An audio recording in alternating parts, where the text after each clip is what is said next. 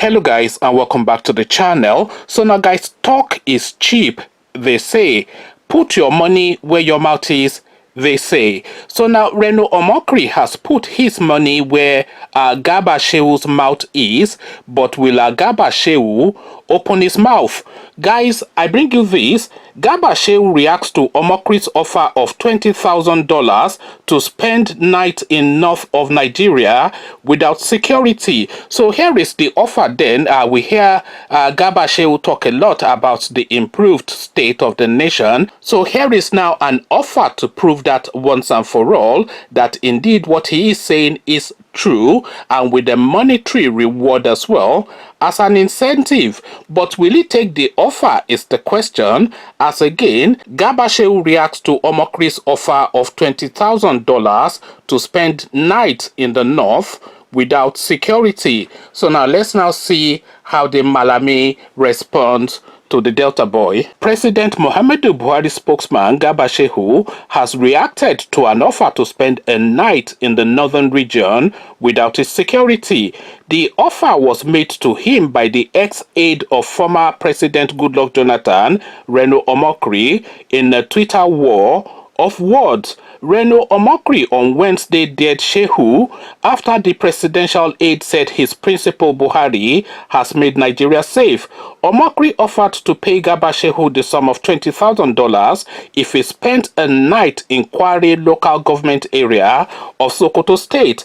On his Twitter page, he wrote, Garba Shehu said General Buhari has made Nigeria safer.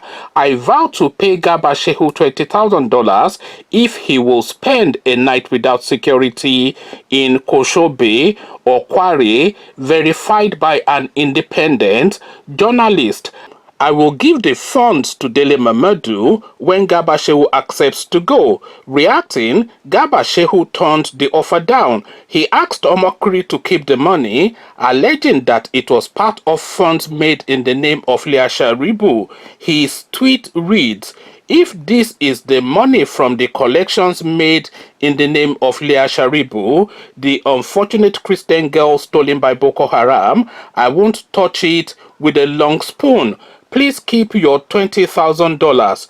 Omokri wrote a book titled Leah Sharibu, the girl Boko Haram left behind, narrating about the ordeal of the young girl kidnapped and held captive till date by the terrorists. So, of course, now this is just interesting. Firstly, a plague on both their houses, I have to declare, because I am no fan of Reno Omokri, and I am even lesser a fan of Garba Shehu. At least Reno Omokri has some education to back up his stupidity, but the stupidity of Garba Shehu is just abject. But two fighting and rolling in the mud. So now let's just now watch them together. So the narrative, of course, started when this now dunderheads, this same guy that told us that it was only 10 boys that were kidnapped from Kankara. So you already know his coloration, and you knew his color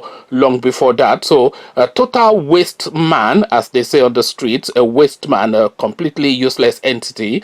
But nevertheless, he goes round then. I only said the Kankara, by the way, to show the antecedents of lies telling by this guy. So he's now been going around the media spaces to tell us, in the face of growing and unprecedented insecurity, that Nigeria is now a lot safer. So it is the same technique, of course, that they used in Lekki Toll Gate to tell the people who saw the army shooting at the crowd that they did not see the army shooting at the crowd. So this seems to be the technique that they use in this particular administration, to tell you then that what you have seen and heard with your own eyes and ears is not what you have seen and heard with your own eyes and ears, but the direct opposite, to the point that you are even starting to question your own sanity, because DJ Switch is actually querying that, did I actually see what I saw? But I saw it, and they're telling me that I did not see it. So this is the sort of obfuscation. I tend to use that word a lot, obfuscation.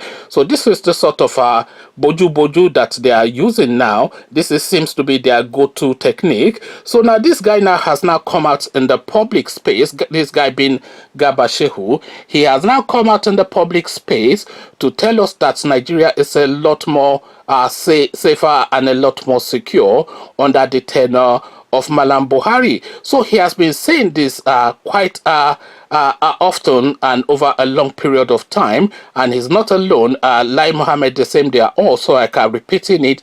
You know, when you say something so often, then it almost self-manifests, except of course the experience of the people of Nigeria is to the contrary. So he has been saying this often enough, but they say one day is for the thief, but one day is for the owner, however that saying goes. So the day of the owner has now come, when what's his name, Reno Omokri, is now putting $20,000 on the table. And by the way, we will get to Reno Omokri in a moment and where he got that $20,000 from. But he's now putting $20,000 dollars on the table, and he's going to put it in some sort of like a escrow account via what is his name, Dele Mahmood, to say, okay, I'll put this money up front so you can see that the money is there. You go and spend a night in the northern regions where people are having to dodge bullets, and then not spend a week or just spend one night there, and then come back and tell us then that Nigeria is safer, and that might well resonate a lot better. So now this is now an opportunity now for these dons of a guy, what's his name, Garba Shehu. So this is an opportunity now for him to hammer down that propaganda, because it is easily done for him to spend a night in whichever local government and come back without coming to any harm. They can just go and secure the place over the course of a week, have him go there, and the security will be like miles away, but it's still secure. So he will go there, invite some journalists to come observe him enter, and then the journalist monitors, and then he leaves the next day, and then he would then say, oh, I've proven that point, but you then give this $20,000 to a charity that looks after the vulnerable in Nigeria. So an open goal was opened for this Garba Shehu, but then of course his head is too empty to identify an opportunity. It's just to regurgitate nonsense and to collect dollars from the Niger Delta wealth. So this is just all they do. It's a dance.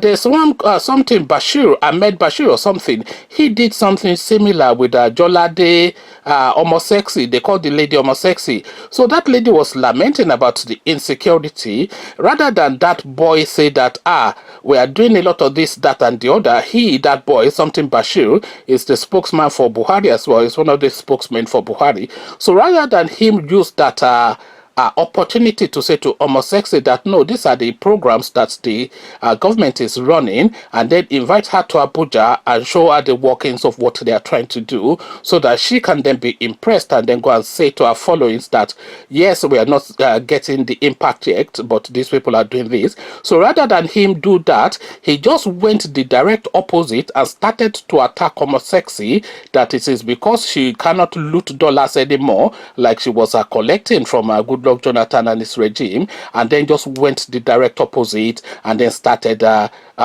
Twitter war with this Homosexy. And what Jolade, I can't remember her name, but I remember that they call her Homosexy. So if you know her name, then please put it in the comment section.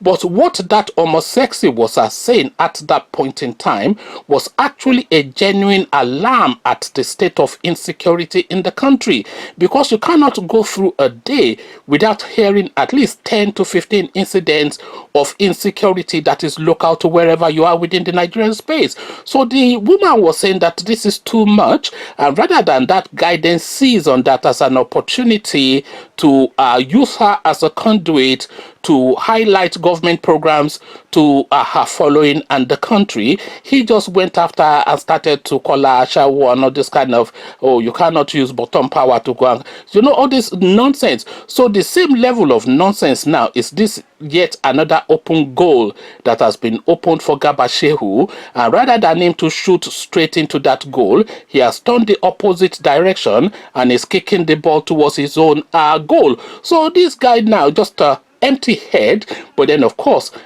this is something that we already know. So Reno Omokri, of course, the person now that is positing this thing, that is making this challenge, a plague on his house as well, of course. Total chancer. Where did this guy get $20,000 from? Is the question. But then, of course, the answer is in the fact that he was Goodluck Jonathan's aide. We all know that Goodluck Jonathan's regime was in the top 5 of corruption in Nigeria. So the top 5 of the corrupt regimes in Nigeria, at the very top is this present experience now that we are having. This is the most corrupt regime in the history of Nigeria, the Malam Buhari regime. The second most corrupt has to be, of course, the Babangida regime, and he should have been first, really, because he instituted corruption as a standard practice for Nigerian governance. So he should have been number 1, but the level of corruption under the Malam Buhari regime is so brazen and arbitrary and alarming that he has to take that number 1 spot. So the most corrupt regime is this one now. The second most corrupt is what is his name, Babangida, and then I'm going to put Goodluck Jonathan above Abacha, because Abacha was stealing solely, but Goodluck Jonathan, they were just like a mass of them stealing en masse. So this is now the regime that this guy was a public face for, Reno Omokri, and then he's now going around flashing money. You see him all over the social media space, traveling all over the world in this luxury traveling, and he travels with the camera crew. You wonder then what the source of income of this person is, that is doing asylum, hiding away in